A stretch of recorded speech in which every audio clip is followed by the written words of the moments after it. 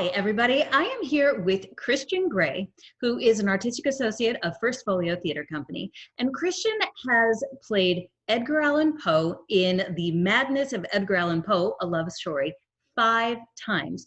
So we wanted to take a minute to talk with Christian about his experience playing Poe and some of the stories he might have about things that have happened over the years playing this part.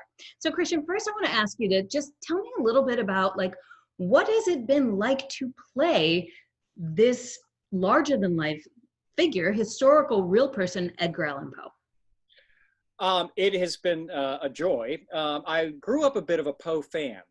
And so growing up in the South, certainly, and I was into the macabre stories very early on. I think my mother introduced me to them one time when I was sick, and I think I just poured through them. So I was a Poe fan early on. So when I finally got the opportunity to play him, what was fascinating to me was how many of my mother's friends had written books about Poe and knew all these different things about Poe. And so I was able to tap into, I certainly did my own research, and I knew quite a bit of his history long before doing the role. But there were several things that I didn't know about him, which I found quite fascinating. Some of the stuff obviously was not useful for this production.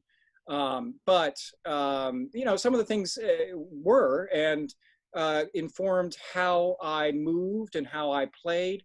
For instance, I did not know how athletic Poe was. When he left the Army, he had several athletic records on the books. Most people do not realize that about him. He had the swimming record, he had the long jump record, and he had a long distance running record. Mm-hmm.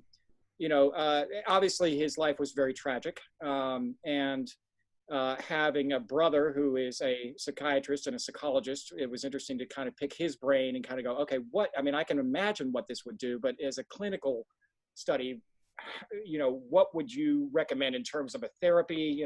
How would you diagnose this? And so, getting into that aspect of Poe is probably the most challenging part of it, is understanding how all of these various traumas affected his life and his writing, because you see it's prevalent throughout his writing. Premature loss, the imagery of blood, tuberculosis, etc. And I found that getting into that was the key to playing Poe. And in David's piece, the one thing that I immediately tapped into, because I had to try to find a through line for this.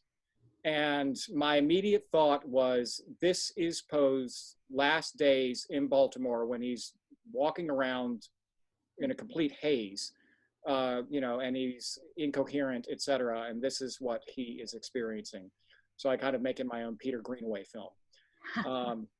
So that's, and once I found that through line, I found a lot of key aspects of doing that show. So you, like we said, you have played this part in David's play 5 times. What is it like to play the same role over so many years? Tell me about that.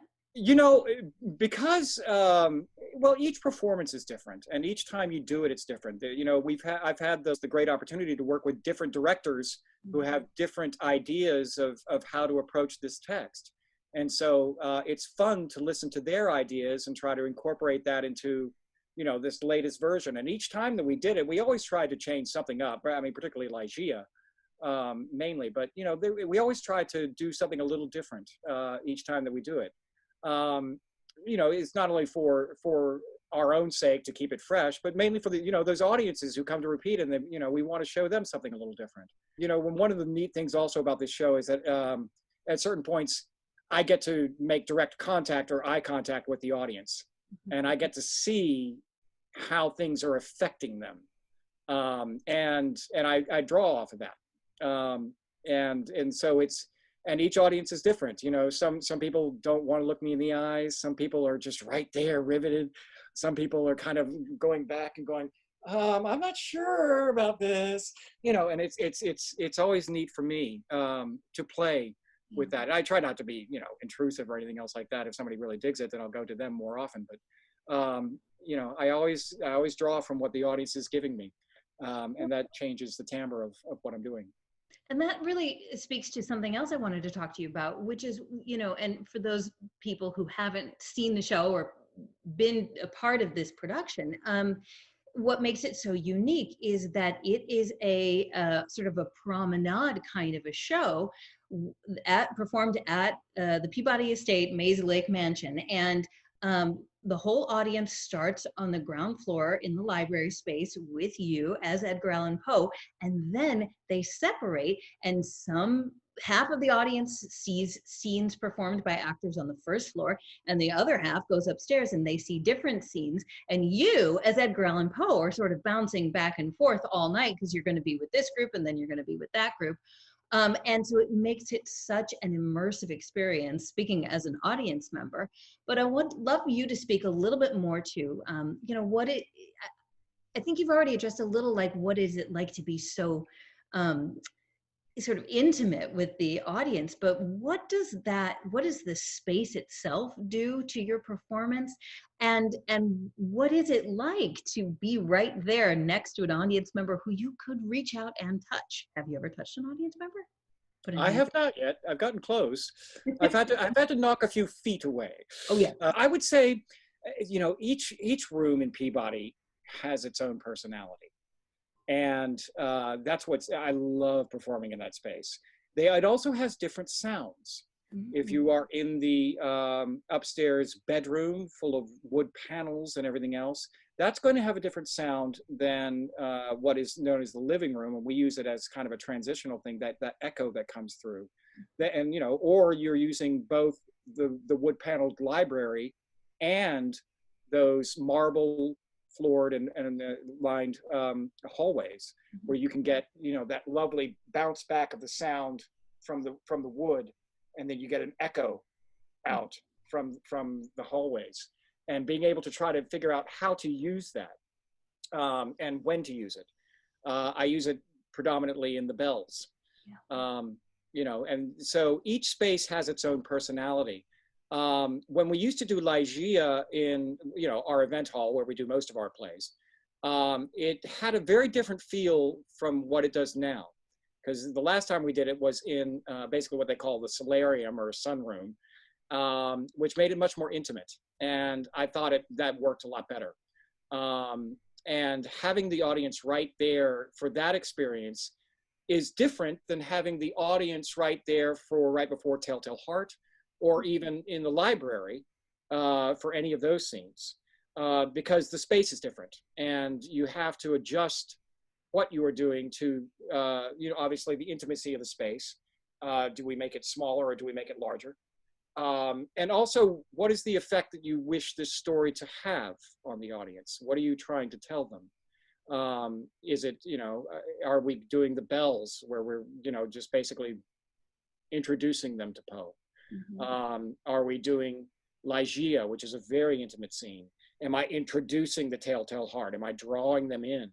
And each room helps me to do that.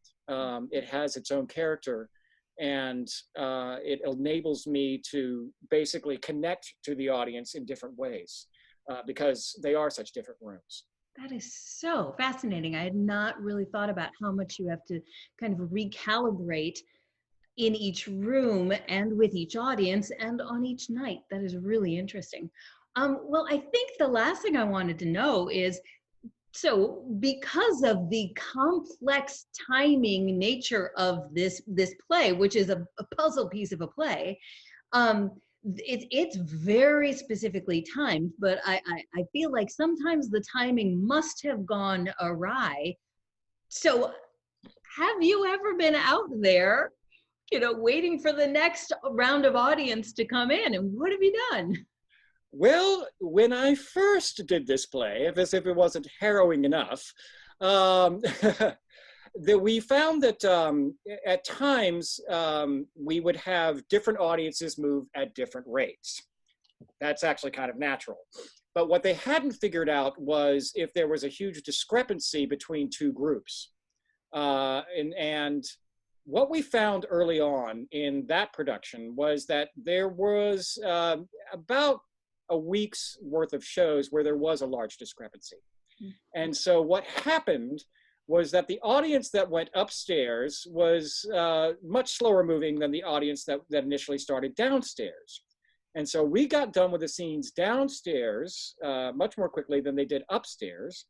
And so what I had to do as the audience downstairs was waiting to go upstairs was vamp.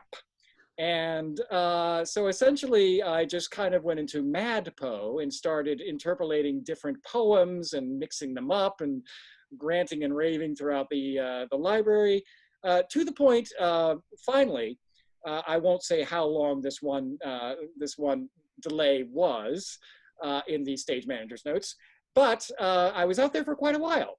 And say how long it was. Say how long. Well, according to the stage manager's log, I was out there for 9 minutes and 32 seconds. That is an eternity as an actor. It's, it was a lot of ranting and raving. And Allison very nicely came up to me and said, we're so sorry about that, and great job of just vamping and all that stuff. But I need to tell you, if that happens again, try not to be so intense, because you're really scaring some of these people. Yeah. Well, thank you so much, Christian, for taking a little time to talk about your experience playing Edgar Allan Poe. And I can't wait to see you reprise the role again when we get to bring the show back to First Folio. Thank you so much. Thank you.